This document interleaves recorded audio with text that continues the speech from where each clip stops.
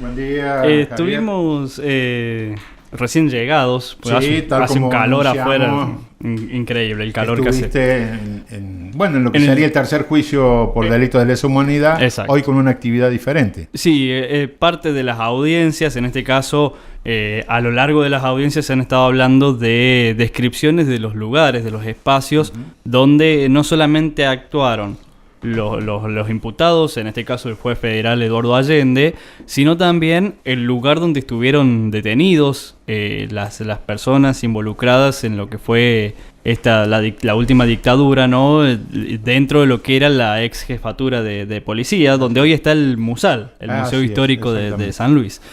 Recién, se hizo una recorrida, estuvieron presentes por parte del tribunal los jueces Alberto Carelli y la jueza María Paula Marisi. Después las partes también, todas las partes estuvieron, el abogado querellante junto al Ministerio Público Fiscal y los dos abogados defensores, haciendo una recorrida justamente por, primero, el juzgado federal.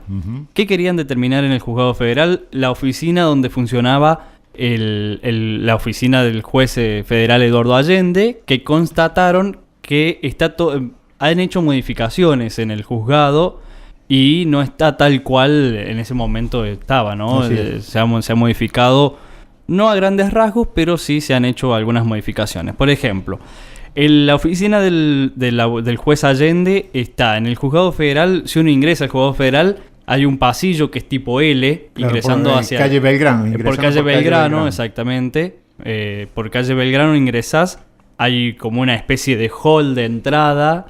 Y está el patio interno. Bueno, en ese patio interno, si uno dobla a la izquierda, va a tener un pasillo tipo L.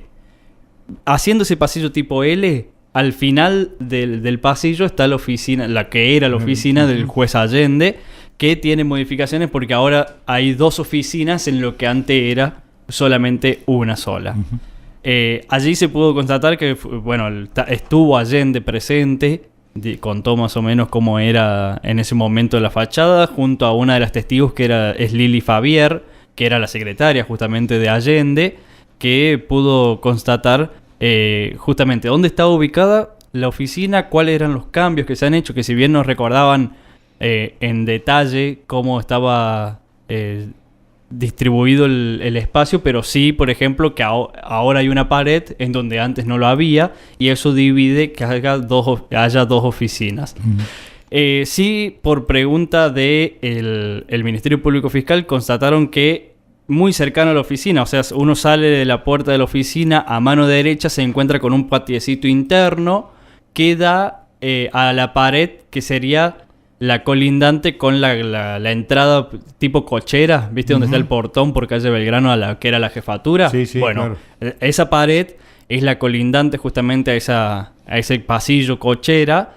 Y allí es donde los testigos, ya no solo en este juicio, sino en los anteriores, y el abogado querellante del Foresti, dicen que en esa pared existía la puerta que conectaba el juzgado federal con la ex jefatura de policía. La verdad es que ninguno de los dos testigos que estuvieron hoy presentes pudieron constatar que existiera esa puerta. Uno de los testigos era Lili Fabier, el otro era Juan Fernando Vergés, y se dio a conocer justamente que no pudieron constatarlo. Pero ellos decían que no había puerta ahí. Que uno dijo que no había puerta, que es el Fabier, y el otro testigo dijo que nunca pudo ver si existía una puerta o no en ese lugar.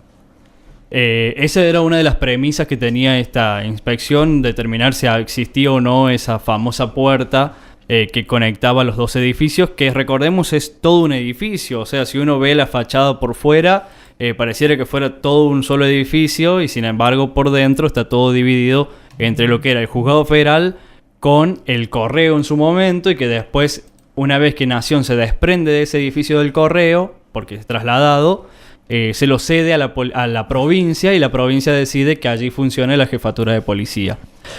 Una vez que terminan por dentro allí en el juzgado también, en el primer piso, funcionaba la oficina de la secretaria, Lili Fabier, que le llamó mucho la atención a los jueces del tribunal una ventana que da directamente a lo que es el portón. Si uno se acerca a la ventana o está sentado en el escritorio y ve por la ventana, directamente se puede observar el portón de entrada a la ex jefatura. Y una de las preguntas fue si no vio nada, si no escuchaba nada. A la testigo le decían, y bueno, ella dijo que nunca pudo determinar nada al respecto. Y bueno, la última pregunta previo a salir del juzgado fue porque en esa oficina de Lili Favier, que es en el primer piso, bien, o sea, a la altura de la oficina de Allende, pero en el primer piso, hoy ahí funciona habilitaciones. Al costado hay otra oficina que antes funcionaba secretaría privada. Y si uno hace como un estilo L también en el primer piso, que son las 3 oficinas que hay hoy en día, lo que hoy es la oficina del juez Maqueda, del juez federal, bueno, antes era la oficina del fiscal Hipólito Sá, que también, bueno, estaba involucrado en este juicio, sí, pero claro, al final no es juzgado, y que, bueno, pudieron determinar que esas eran las oficinas. Eso es lo que pasó en el juzgado. Nos retiramos, hicimos la inspección junto con todo el parte del tribunal, en el portón de ingreso a la ex jefatura, y después sí en el Musal, que sabemos, dicho sea de paso, que el Musal cambió toda la estructura interna de lo que antes era la jefatura, hoy ya no existe. Está totalmente cambiado. Creo que lo único que quedó es el patio interno, ese que había, esa galería, que hoy también está modificada, pero sigue allí. Allí, bueno, más que nada estuvo Vergés, el testigo Vergés, dando a conocer cuáles eran los lugares que él recordaba. Pudo determinar el lugar de las oficinas. Si uno conoce el Musal, puede ver que hay un ingreso donde, no sé si viste toda la biblioteca esa con libros enormes que hay en la entrada. Bueno, eso era, claro, el Vergés dijo que era un hall. Y después había hacia los dos costados pasillos grandes con oficinas. Que esas oficinas hoy ya ni están, no hay puerta, no hay nada. Y en esas oficinas funcionaban eran las oficinas de los jefes de la policía, en donde estaba, por ejemplo, el comisario Pla, que era uno de los principales acusados en las detenciones clandestinas. Y también pudieron constatar que la oficina donde a ellos los interrogaban, los tenían detenidos, era muy cercana a la puerta de salida de lo que hoy es la puerta de la cochera, ¿no? Allí muy cerca. Y otro dato relevante es que apenas uno ingresa por el portón a la ex jefatura, Vergés contaba que hay 3 oficinas. Él recordaba que hay 3 oficinas donde los hacían firmar las declaraciones que ya tenían listas. Que esas oficinas, si uno va hoy en día al Musal, va a ver que no se ven por fuera, porque hay una estructura que han hecho una tipo pared, pero todo de Durlock, muy bonita, pintada, todo, que si uno lo ve por fuera dice, acá modificaron todo. Sin embargo, ingresamos allí y por fuera está todo modificado, pero adentro está todo tal cual en ese momento, las tres puertas de las oficinas que determinaba Vergés, también Foresti, que ha sido detenido también, claro, ¿no? El abogado Foresti, que contaba justamente cómo estaban distribuidas esas oficinas, que era el primer lugar en donde ingresaban una vez que los llevaban allí a la ex jefatura, ¿no? Y esas oficinas, si uno ve, se veía de la ventana esta que nombrábamos de la secretaria del juzgado, se ve claramente, justamente, nosotros hemos sacado fotos para después mostrarlo quizás en las redes sociales, ¿no? Pero es increíble, ¿no? Es muy llamativo, te pone la piel de gallina el solo saber que allí han pasado cientos de personas en contra de su voluntad muchas veces, y que hoy se esté investigando esto te llama mucho la atención y te moviliza, ¿no? Sí, te las moviliza torturas bastante. Que sufrieron también, y está tan cerca del juzgado federal. Exacto, sí. Hay una pared colindante que es un muro enorme, propio de las construcciones de la época, que es la que divide las oficinas donde estaban detenidos de las oficinas del juez Allende. Y uno dice en ese momento, ¿cómo no vas a escuchar nada? O bueno, en ese momento Eso es lo que están tratando de determinar, Sí, ¿no? claro. Pero cómo no se puede escuchar o no vas a ver si entran el gran movimiento de autos. Recordemos, hoy en día el portón es un portón que si uno ve, se puede ver hacia adentro, Sí, ¿no? claro. Antes no, Sí. antes era un portón totalmente tapado bueno, según Allende, vivía abierto el portón y según los testigos, ese portón siempre estuvo cerrado y no se podía ver para Claro, adentro de la sí. jefatura, Sí, exactamente. Fue, bueno, esta inspección que duró un poco más de una hora y vamos a escuchar la palabra del fiscal Cristian Rachid, quien hizo una evaluación y sacó las conclusiones de este recorrido por el Juzgado Federal y por lo que era la jefatura de policía de la provincia. Lo escuchamos al fiscal Rachid. Bueno, exactamente. Esta medida ya se había hecho en los 2 juicios anteriores y lo importante es que la intervención de un testigo que estuvo específicamente detenido en este centro clandestino donde estamos ahora, donde es actualmente el Musal, el testigo Vergés, y él pudo dar bastantes explicaciones de dónde funcionaban específicamente las salas policiales de tortura e interrogatorio. Se las identificó a los jueces marcando los lugares donde actualmente funcionan salas del museo, donde funcionan esas salas de la policía. También ya en lo que es el Juzgado Federal, que ha sufrido menores modificaciones, se identificó cuál era la oficina que ocupaba el juez Allende en ese momento y pudieron ver los jueces que estaba muy próxima a la medianera precisamente con lo que era la jefatura de policía, y hay testigos, nosotros insistimos en eso, que dicen que inclusive contiguo a esa oficina que ocupaba Allende hay un patiecito interno donde había una puerta que comunicaba directamente el Juzgado Federal con la policía. Nosotros se lo mostramos a los jueces, no hemos conseguido que un testigo de los que intervinieron en esta inspección nos avale específicamente esa versión, pero eso es un testimonio que ha quedado también registrado por distintas víctimas en el segundo juicio de lesa humanidad y se ha incorporado, así que los jueces van a tener que valorarlo. En definitiva, más allá del paso del tiempo, la medida es satisfactoria porque permite que los jueces que integran actualmente el tribunal vean la proximidad total que había entre el juzgado federal y el lugar donde se torturaban las propias víctimas, que luego el juez tomó declaración, lo cual a nuestro modo de ver es inexcusable que no se haya tomado judicialmente ninguna medida en la época, por lo menos para constatar las detenciones ilegales que se denunciaban. Así que creemos que el fin de la medida está cumplido. Sin perjuicio de eso, se van a extremar los recaudos y se va a pedir al archivo histórico de la provincia la totalidad de antecedentes que tienen que ver con la disposición y cómo era el edificio de la jefatura de policía antes de las modificaciones por la instalación del Musal. Esperamos conseguir los mayores antecedentes en relación a eso para respaldar la medida. En principio, ¿cuáles serían esos menores detalles o modificaciones en relación del Musal y la ex jefatura? En realidad, en lo que tiene que ver con la ex jefatura, según explicó la gente que está actualmente a cargo del Musal, las modificaciones no son menores, sino que son realmente sustanciales. Se mantiene la estructura en realidad del edificio, lo perimetral se mantiene, internamente se han modificado absolutamente todo.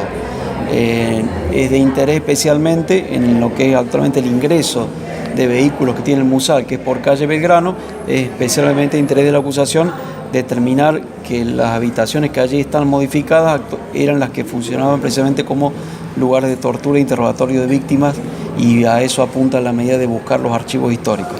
Entonces, perimetralmente todo se mantiene, eso lo pudieron ver los jueces. En cuanto a lo que tiene que ver con la ex jefatura de policía, lo que se ha modificado ha sido precisamente las divisiones internas. En el juzgado se vio una oficina en el primer piso, que era donde funcionaba la oficina de una de las testigos que estuvo presente en esta inspección, en donde una ventana da a lo que era el portón de ingreso, ¿no?, a la jefatura. ¿Qué se puede constatar de eso? Bueno, exactamente ese ingreso que actualmente está conectado con la instalación del Musal, que da por calle Belgrano, justo al lado de la puerta principal de ingreso al Juzgado Federal, era donde se ingresaban las víctimas que eran torturadas luego en el centro clandestino de detención. Ahí había no solamente un tráfico importante de policías y víctimas, sino de personal del ejército. Acordemos que los grupos de tareas, tanto policiales como de ejército, actuaban en conjunto, por lo tanto el tráfico era realmente alto, había personal uniformado policial y militar, por lo tanto no le podía pasar jamás desapercibido a ningún juez. Lo importante de eso fue que esa ventana, que se mantiene tal cual en el momento de los hechos, da precisamente al pasillo de ingreso de los detenidos por la represión. Por lo tanto, todas las autoridades judiciales que estuvieron allí, también se determinó que probablemente el despacho del fiscal Sá estaba precisamente en el primer piso, podían claramente advertir el movimiento de presos ilegalmente detenidos que ocurría en el edificio contiguo de la jefatura de policía. También el testigo Vergés habló de 3 oficinas que estaban bien próximas a lo que era el portón, que según constató siguen allí en el lugar, más allá de que están modificados. Pero esos serían los lugares donde esos son los lugares donde vez. específicamente se plantea el interés de la Fiscalía, más allá de las modificaciones que se le hicieron en la fachada, en el acceso de esas oficinas. El testigo las reconoció como que forman parte de esas oficinas donde él fue inclusive apremiado o torturado. Por lo tanto, lo que se busca es el respaldo documental de esto. Más allá de eso, el testigo que estuvo presente ahí en el momento de los hechos es y los resabios de la estructura que queda del lugar es claramente una prueba de que esto era así, y por lo tanto el juzgado federal tenía que estar totalmente al tanto de lo que haya sucedido. ¿Se pudo constatar el lugar donde estaban detenidos en las salas que identificó Vergés específicamente, las que estaban ubicadas en el portón de ingreso a mano izquierda, él identificó haber sido apremiado y torturado allí. Las declaraciones se le presentaban según lo que él declaró oportunamente en el juicio y quedó acreditado en la sentencia del segundo juicio, se le presentaban ya hechas y se le obligaban a firmar bajo tortura. Por lo tanto, las oficinas simplemente eran el lugar donde se pasaba el papel para que lo firmara. No es que allí tenían lugar una declaración, sino una tortura precisamente. Bueno, ahí estábamos escuchando la palabra del fiscal federal Cristian Rachid, quien participó de este recorrido por parte del tribunal en el marco de este tercer juicio por delitos de lesa humanidad. La verdad que increíble todo lo que se vivió allí en el momento. Si uno tiene, bueno, más que nada las personas que han vivido eso, ¿no? Que estuvieron allí presentes, recordar eso, ¿no? Y volver a vivirlo. El Vergés, el testigo, dijo en un momento: yo es la primera vez que entro al Musal, lo que hoy es el Musal, después de todo lo que viví, y justo en el momento donde tiene que ir contando dónde estaba cada cosa, ¿no? Sí, lo que asombra es la indolencia de la justicia federal, que justamente tenía que cuidar, digamos, la